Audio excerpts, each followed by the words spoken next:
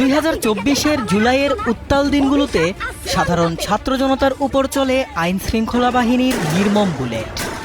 সেই বুলেটে ঝাঁঝরা করে দেওয়া হয় কারো বুক, কারো মাথা, কারো চিরতরে কেড়ে নেওয়া হয় দৃষ্টি, কাউকে বরণ করতে হয় পঙ্গুত্ব। গণহত্যার সেই দিনগুলিতে ঘটে যাওয়া মানবতাবিরোধী অপরাধের দায়ে মূল অভিযুক্ত ক্ষমতাচ্যুত প্রধানমন্ত্রী শেখ হাসিনা।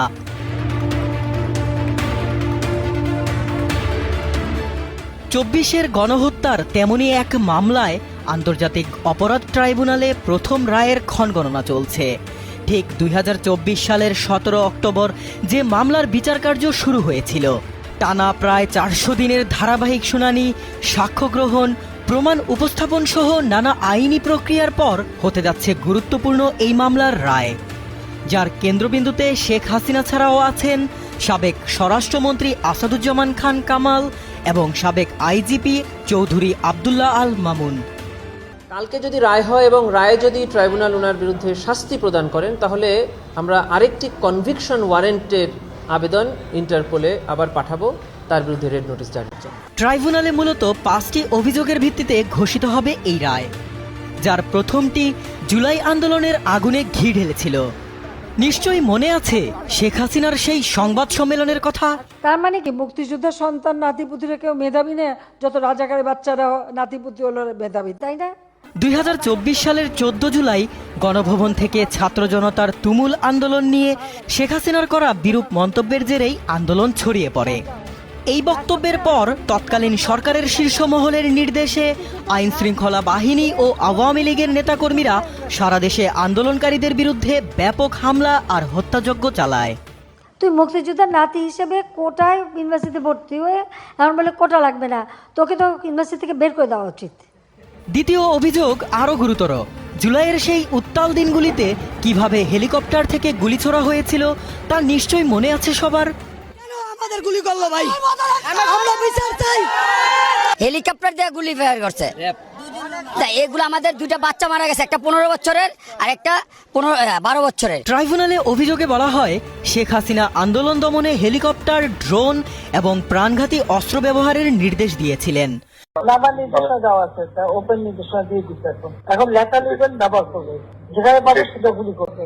সেই নির্দেশ বাস্তবায়নের জন্য স্বরাষ্ট্রমন্ত্রী আসাদুজ্জামান খান কামাল এবং তৎকালীন আইজিপি মামুন আইন শৃঙ্খলা বাহিনীকে বিশেষ নির্দেশনা দেন এবং এর প্রেক্ষিতে দমন নিপীড়ন আরও বাড়ানো হয়।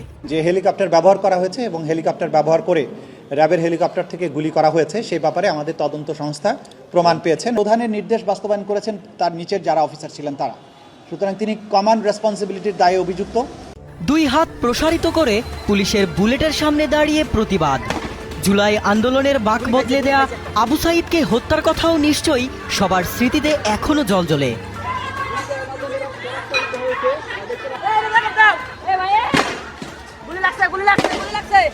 16 জুলাই রংপুরে বেগম রোকেয়া বিশ্ববিদ্যালয়ের সামনে শিক্ষার্থী আবু সাইদকে গুলি করে হত্যার ঘটনাটি তৃতীয় অভিযোগ হিসেবে আনা হয়েছে।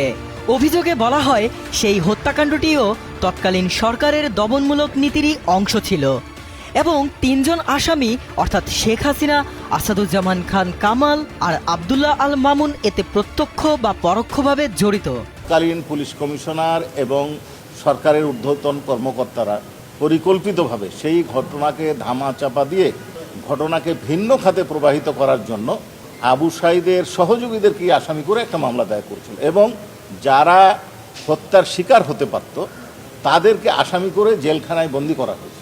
2024 সালের 5 আগস্ট পুরান ঢাকার চাংখারপুল এলাকায় আইন শৃঙ্খলা রক্ষাকারী বাহিনীর গুলিতে 6 জন নিহত হওয়ার ঘটনাটি এই মামলার চতুর্থ অভিযোগ। ওই অভিযানটিও তৎকালীন সরকারের উপরের মহলের নির্দেশে পরিচালিত হয় এবং সাধারণ মানুষের উপর নির্বিচারে গুলিবর্ষণ করা হয় বলে ট্রাইব্যুনালে উপস্থাপিত হয়।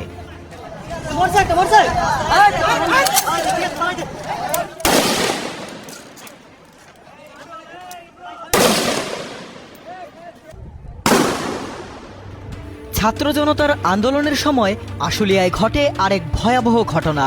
6 জনকে গুলি করার পর 5 জনের লাশ পুড়িয়ে ফেলা হয়। গুরুতর আহত একজনকে জীবিত অবস্থায় আগুনে নিক্ষেপ করার অভিযোগও পাওয়া যায় তখন। এই নির্মম ঘটনাকে মামলার পঞ্চম ও সবচেয়ে নৃশংস অভিযোগ হিসেবে চিহ্নিত করা হয়েছে ট্রাইব্যুনালে, যাতে বলা হয়েছে জুলাইয়ের রাজপথ রক্তে রঞ্জিত হয়েছে কিভাবে তার স্পষ্ট উদাহরণ এই হত্যাযজ্ঞ। যে তোমার ছাত্ররা সব ঘরে ফেরো, গার্জিয়ানকে বলছে তারপর এখানে কিন্তু জঙ্গি হামলা হচ্ছে। এই কাজটা খেলবো আমরা এখন। এই মামলায় মোট 54 জন সাক্ষী আদালতে জবানবন্দি দিয়েছেন। তাদের মধ্যে ছিলেন আন্দোলনে অংশগ্রহণকারী, আহত ব্যক্তি, প্রত্যক্ষদর্শী, চিকিৎসক সহ বিভিন্ন শ্রেণী পেশার মানুষ। পাশাপাশি আদালতে উপস্থিত করা হয়েছে ঘটনার অডিও ভিডিও ক্লিপ, গণমাধ্যমে প্রকাশিত প্রতিবেদন, জব্দ করা গুলি ও অন্যান্য ফরেনসিক প্রমাণ।